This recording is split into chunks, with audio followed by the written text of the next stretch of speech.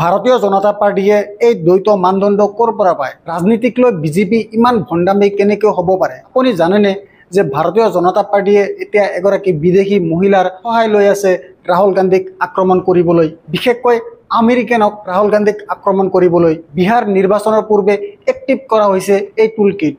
আৰু কিয় মই কৈ আছোঁ, কাৰণ মনত ৰাখিব, যেতিয়া কৃষকৰ প্ৰতিবাদ চলি আছিল তেতিয়া 700 কৃষকৰ মৃত্যু হৈছিল। এইটো কোনো সাধাৰণ অংক নহয়। 700 কৃষক, সেই সময়ত কৃষকসকলে প্ৰতিবাদ কৰি থকাৰ সময়ত ইণ্টাৰনেট কৰ্তন কৰা হৈছিল। তেতিয়া আপোনালোকৰ মনত আছে কিজানি যে দুটা সন্মানীয় মুখৰ উন্মেষ ঘটিছিল, গায়িকা ৰিহানা আৰু গ্ৰেটা থানবাৰ্গ, যিগৰাকীক শেহতীয়াকৈ গ্ল'বেল চুমুৰ ফ্ল'ডিলাৰ অংশ হিচাপে গাজাৰ দিশে গৈ থকাৰ সময়ত ইজৰাইলে বন্দী অৱস্থাত নিৰ্যাতন চলাইছিল। এই মহিলা দুগৰাকীয়ে আমাৰ কৃষকৰ সমৰ্থনত বক্তব্য আগবঢ়ায়। ভাৰতীয় জনতা পাৰ্টি আৰু ইয়াৰ চাটুকাৰসকলে ইয়াক কেনেকৈ দেশৰ বিৰুদ্ধে ষড়যন্ত্ৰ বুলি অভিহিত কৰিছিল। তেতিয়া আপোনালোকৰ মনত আছে কিজানি অক্ষয় কুমাৰ, শচীন তেণ্ডুলকাৰ, সুনীল ছেত্ৰী, অনুপম খেৰ আটাইকেইজনে টুইটাৰত এক্টিভ হৈ গৈছিল। শচীন তেণ্ডুলকাৰ সকলোকে টুইট কৰিবলৈ ফিল্ডত নমাই দিয়া হৈছিল। তেওঁলোকে কি কৈছিল? আমাৰ দেশৰ আভ্যন্তৰীণ কামত হস্তক্ষেপ কৰিবলৈ আপুনি কোন? এতিয়া বিজেপিৰ মন্ত্ৰী কিৰেণ ৰিজিজুৱে ৰাহুল গান্ধীক আক্ৰমণ কৰিবলৈ এজন আমেৰিকান গায়কক ব্যৱহাৰ কৰিছে। প্ৰথমতে কওঁ, কিৰেণ ৰিজিজুৰ বক্তব্য আপোনালোকৰ স্ক্ৰীণত। তেওঁ কয়, কি সময় আহিল এগৰাকী বিদেশী মহিলাই এজন ভাৰতীয়ক দেশপ্ৰেমৰ পাঠ পঢ়াই আছে। গতিকে কিৰেণ ৰিজিজু ডাঙৰীয়া, ইমান হতাশ কিয় আপুনি? কিয় ইমান বিমূৰত পৰিছে যে ৰাহুল গান্ধীক দেশপ্ৰেমমূলক পৰামৰ্শ দিবলৈ বিদেশী মহিলাৰ আশ্ৰয় ল'বলগীয়া হৈছে? বিজেপিৰ বাবে এই দিন আহিল নেকি? আপোনাৰ মনত উদয় হোৱা প্ৰশ্নটো হ'ল, কোনে আমেৰিকান বিদেশী নাৰী আৰু ৰাহুল গান্ধীৰ কি বক্তব্যই এই বিদেশী মহিলাগৰাকীক এই বক্তব্য দিবলৈ প্ৰেৰণা দিলে? ইছ্যুটো কেৱল এই বিদেশী মহিলাগৰাকীৰ নহয়, ভাৰত চৰকাৰৰ সংখ্যালঘু পৰিক্ৰমা আৰু সাংসদীয় পৰিক্ৰমা মন্ত্ৰী কিৰেণ ৰিজিজুৱে ৰাহুল গান্ধীক আক্ৰমণ কৰিবলৈ আন আমেৰিকানক ব্যৱহাৰ কৰিছে। এতিয়া কওকচোন, ৰাহুল গান্ধী, যাক তেওঁলোকে জৰ্জ সৰজৰ এজেণ্ট বুলি কয়, যাৰ নিৰ্দেশত ভাৰতীয় জনতা পাৰ্টিৰ নেতা মন্ত্ৰীসকলে এই সকলোবোৰ কৰি আছে, তেওঁলোকে কিয় আমেৰিকানসকলৰ সহায়ৰ আশ্ৰয় লৈছে? প্ৰথমে ক'ব বিচাৰিছোঁ, আপোনালোকৰ স্ক্ৰীণত সেই বিদেশী মহিলাসকল কোন? এইগৰাকী হৈছে মেৰী মিলবেন। মেৰী মিলবেন এগৰাকী গায়িকা। তাইক প্ৰায়ে বিজেপিৰ প্ৰচাৰত ব্যৱহাৰ কৰা হয়। এই একেই মেৰী মিলবেন ৰাহুল গান্ধীক আক্ৰমণ কৰিছে। কিন্তু মেৰী মিলবেনে কি বিষয়ত ৰাহুল গান্ধীক আক্ৰমণ কৰিছে সেই কথা কোৱাৰ আগতে মই আপোনালোকক ক'ব বিচাৰিছোঁ যে ৰাহুল গান্ধীৰ বক্তব্য কি আছিল যিয়ে ইমানবোৰ বিদেশীৰ কাৰ্যকলাপৰ সূচনা কৰিছিল। আপোনালোকৰ স্ক্ৰীণত ৰাহুল গান্ধীৰ বক্তব্য। ট্ৰাম্পক ভয় কৰে মোদীয়ে। ট্ৰাম্পে এবাৰ কোৱাৰ পিছত তেওঁ মানি লৈছিল যে ভাৰতে আৰু ৰাছিয়াৰ পৰা তেল ক্ৰয় নকৰে। দ্বিতীয়তে কৈছে, বাৰে বাৰে অপমান পোৱাৰ পিছতো তেওঁ অভিনন্দন বাৰ্তা প্ৰেৰণ কৰি থাকিল। তৃতীয়, বিত্তমন্ত্ৰীয়ে বাতিল কৰিলে আমেৰিকা ভ্ৰমণ। 4 নম্বৰ, শাৰ্ম এল শ্বেখ সন্মিলনত অংশগ্ৰহণ কৰা নাছিল। 5 নম্বৰত আছে, অপাৰেশ্যন সিন্দুৰৰ ওপৰত ট্ৰাম্পৰ মন্তব্যক খণ্ডন কৰিব নোৱাৰিলে। এই সকলোবোৰ সবিশেষ ৰাহুল গান্ধীয়ে নিজৰ টুইটাৰ হেণ্ডেলত পোষ্ট কৰিছে। তেওঁ সেইবোৰ নিজৰ ছ'চিয়েল মিডিয়া হেণ্ডেল এক্সত পোষ্ট কৰিছে।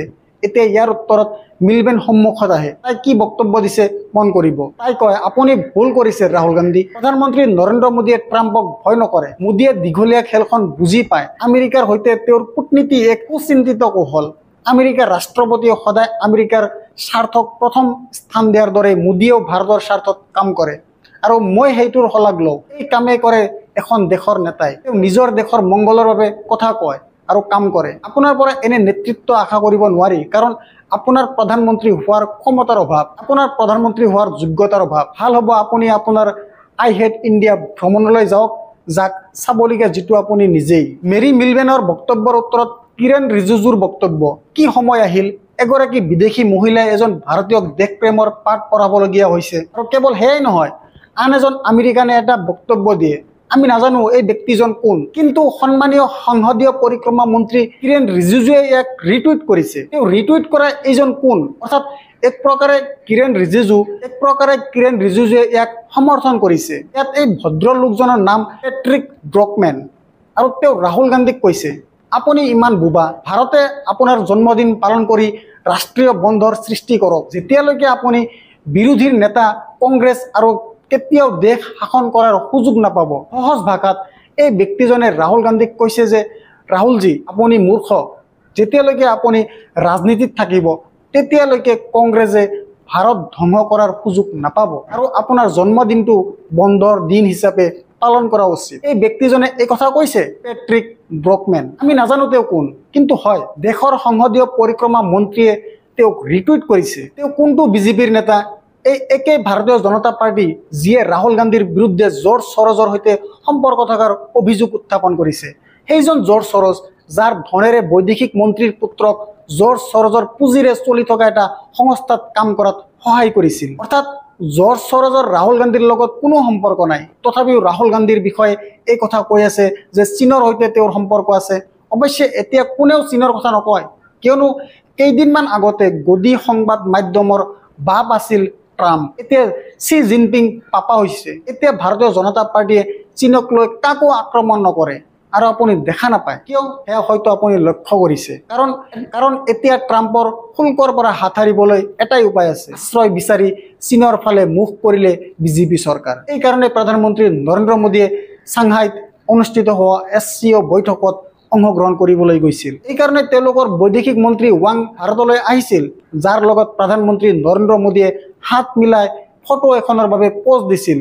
এই সকলোবোৰ হৈ আছে। ৰাহুল গান্ধীয়ে তেওঁৰ বিবৃতিত কোৱা আটাইতকৈ গুৰুত্বপূৰ্ণ কথাটো হ'ল যে ট্ৰাম্পে কয় যে প্ৰধানমন্ত্ৰীয়ে আমাক আশ্বাস দিছে যে তেওঁ ৰাছিয়াৰ পৰা তেল ক্ৰয় নকৰে। ট্ৰাম্পৰ এই বক্তব্য যেতিয়া ওলাই আহে, বৈদেশিক মন্ত্ৰালয়ে এক অতি অস্পষ্ট বিবৃতি প্ৰকাশ কৰে। কোনো স্পষ্টতা নাই। বৈদেশিক মন্ত্ৰালয়ৰ মুখপাত্ৰ ৰন্ধীৰ জয়ছোৱালে কেৱল কয় যে ডনাল্ড ট্ৰাম্প আৰু প্ৰধানমন্ত্ৰীয়ে ফোনত কথা পতা নাছিল। কিন্তু মই আপোনালোকক এটা প্ৰশ্ন সুধিব বিচাৰিছোঁ, সহজভাৱে কওক, ভাৰতে ৰাছিয়াৰ পৰা তেল কিনিবনে? আমাৰ বৈদেশিক মন্ত্ৰালয়ে কিয় এই বিবৃতি জাৰি কৰা নাই? গতিকে ৰাহুল গান্ধীয়ে যেতিয়া নিজৰ বক্তব্যত কয় যে ট্ৰাম্পে কৈছিল যে প্ৰধানমন্ত্ৰী নৰেন্দ্ৰ মোদীয়ে কৈছিল যে তেওঁ ৰাছিয়াৰ পৰা তেল ক্ৰয় নকৰে, হেৰা ভাই, এই বিষয়ে স্পষ্টকৈ কওকচোন। আপুনি জানেনে যে ট্ৰাম্পে 53 সংখ্যক বাৰ ভাৰত আৰু পাকিস্তানৰ যুদ্ধ বন্ধ কৰি দিয়াৰ কথা কৈছে? এই ব্যক্তিজনে বাৰে বাৰে অপাৰেশ্যন সিন্দুৰক অপমান কৰি আছে আৰু আমাৰ প্ৰধানমন্ত্ৰী মৌন হৈ আছে আৰু এই কথা নকব আৰু মোক পতিয়ন দিয়াবলৈ চেষ্টা নকৰিব যে কূটনীতি মৌনতাত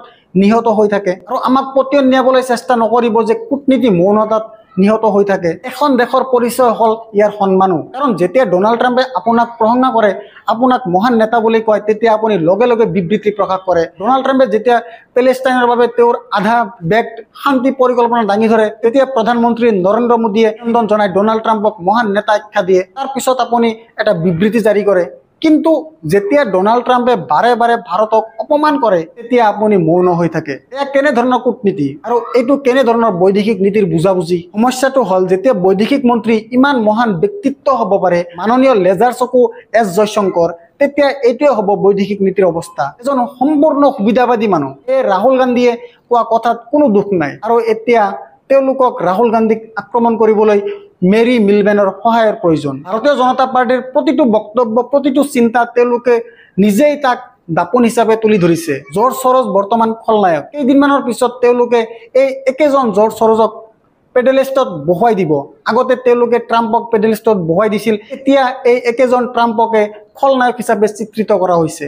মনত ৰাখিব, সংবাদ মাধ্যমে কৰা সকলো কাম ডনাল্ড ট্ৰাম্পে নোবেল বঁটা লাভ নকৰাৰ কাৰণ হ'ল প্ৰধানমন্ত্ৰী। এতিয়া প্ৰধানমন্ত্ৰী নৰেন্দ্ৰ মোদীয়ে লাভ কৰিব শান্তিৰ নোবেল বঁটাৰ। সংবাদ মাধ্যমৰ এই অৱস্থা, ভাৰতীয় জনতা পাৰ্টীৰ এই অৱস্থা। আৰু আপুনি জানেনে যে যোশীজীৰ অনুমতি অবিহনে গদি মিডিয়াই একো চলাই নাযায়। গতিকে বন্ধ কৰক। বৈদেশিক নীতিক ঠাট্টা নকৰিব। বৈদেশিক নীতিক গুৰুতৰ ব্যৱসায়, দেশৰ কৌশলগত স্বাৰ্থক ঠাট্টা কৰা বন্ধ কৰক। কেৱল কাৰণ আপুনি দেশৰ ভিতৰত সস্তীয়া আৰু নিম্ন স্তৰৰ ৰাজনীতি কৰিব বিচাৰে।